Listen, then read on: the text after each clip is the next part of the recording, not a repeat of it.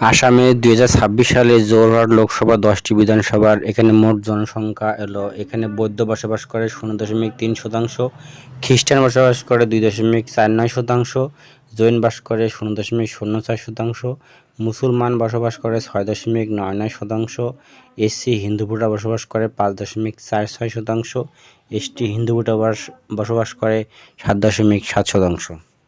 চ্যানেলটি সাবস্ক্রাইব এবং লাইক করে রাখবেন। জোরহাট লোকসভা অন্তর্গত মোট 10টি বিধানসভার মধ্যে 2021 সালে এই 10টি বিধানসভার মধ্যে এই লোকসভায় এখানে এজিপি পার্টি 2টি বিধানসভায় জয়লাভ করে, কংগ্রেস 4টি, বিজেপি 3টি এবং অন্যান্য পার্টি এই আসন থেকে একটি আসনে জয়লাভ করে 2021 সালে বিধানসভা নির্বাচনে।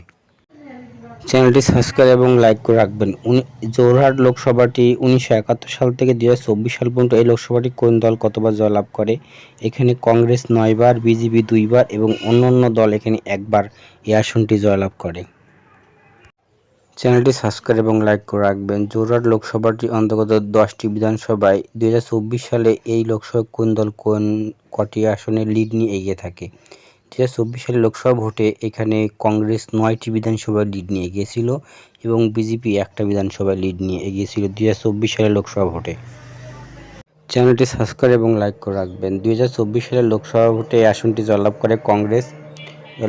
তিনি এখানে কংগ্রেসের প্রার্থী ভোট পান 7,51,771 ভোট, 54% ভোট পান এবং 10% ভোট বৃদ্ধি পায়। বিজেপি এখানে ভোট পান 6,07,378 ভোট, 43% ভোট পান এবং এই আসনটি 2024 সালে কংগ্রেস জয়লাভ করে 1,44,393 ভোটে। অর্থাৎ 2026 সালের বিধানসভা নির্বাচনে জোরহাট লোকসভায় যে 10টি বিধানসভা আছে এখানে কিন্তু কংগ্রেসের প্রাধান্য একটু বেশি আছে। দেখা যাক এখন কে কোন দলে এগিয়ে থাকতে পারে।